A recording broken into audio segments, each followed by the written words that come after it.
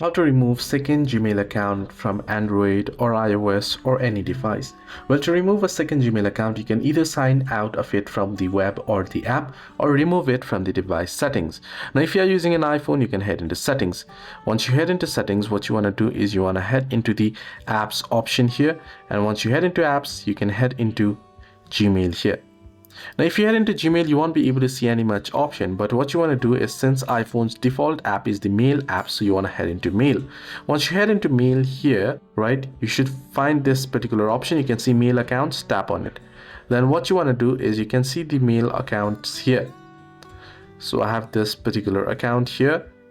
What you can do is you can tap on delete account and you will be able to delete it from your iPhone. If you are using Android, you can head into settings. Under settings, head into accounts and Google accounts or accounts option, and under it you'll be able to select the particular account and remove it from your device. Hope this video was helpful. To like and subscribe.